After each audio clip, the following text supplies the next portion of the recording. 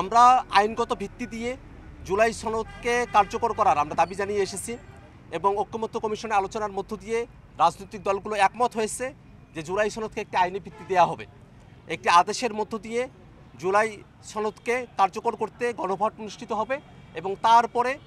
পরবর্তীতে নির্বাচিত প্রতিনিধিরা তারা একই সাথে সংসদ সদস্য এবং একই সাথে তারা সংবিধান সংস্কার পরিষদের গাঠনিক ক্ষমতা প্রাপ্ত হয়ে সংবিধানের মধ্যে যে বিষয়গুলোতে মৌলিক পরিবর্তনের জায়গাগুলো ছিল সেগুলোকে তারা অন্তর্ভুক্ত করবেন। জুলাই সনদে এমন অনেকগুলো বিষয় নিয়ে আমরা কথা বলেছি যেটা বাংলাদেশের শাসনতান্ত্রিক কাঠামোতে সাংবিধানিক কাঠামোতে বড় ধরনের পরিবর্তন নিয়ে আসতে সম্ভব হবে যদি প্রায়োগিক ক্ষেত্রে আমরা সৎভাবে সেগুলোকে বাস্তবায়ন করতে পারি। সরকারের কাছে আমরা উদাত্ত আহ্বান রাখি রাজনৈতিক দলগুলো যে আকাঙ্ক্ষার জায়গা থেকে বাংলাদেশের মানুষের প্রত্যাশাকে পূরণের জন্য গণতান্ত্রিক বাংলাদেশ বিনির্মাণে জবাবদিহিতাপূর্ণ বাংলাদেশ বিনির্মাণে যে প্রস্তাবনাগুলোর সঙ্গে একমত হয়েছে সেই প্রস্তাবনাগুলো যেন অতি সত্বর বাংলাদেশে কার্যকর করা হয় এবং জুলাই ঘোষণাপত্রের মতো করে জুলাই সনদের সময়টাতে সরকার যেন কোনো দলের দিকে ঝুঁকে না যায় সে আহ্বানটা আমরা সরকারের কাছে রাখতে চাই। অন্তর্বর্তীকালীন সরকার সামনে নির্বাচনের যে সময়সীমা ঘোষণা করেছে আমরা মনে করি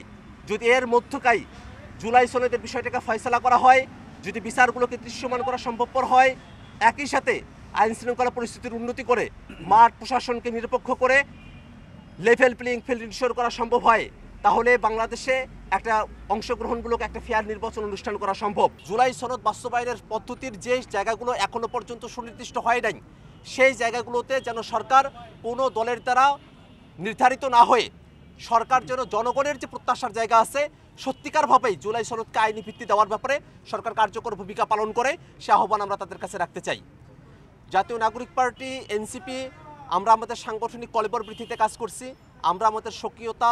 আমরা আমাদের স্বাতন্ত্র্য রক্ষা করে সারা দেশব্যাপী আমরা খুব অল্প সময়ের মধ্যে আমাদের কার্যক্রম বিস্তৃত করতে সক্ষম হয়েছি।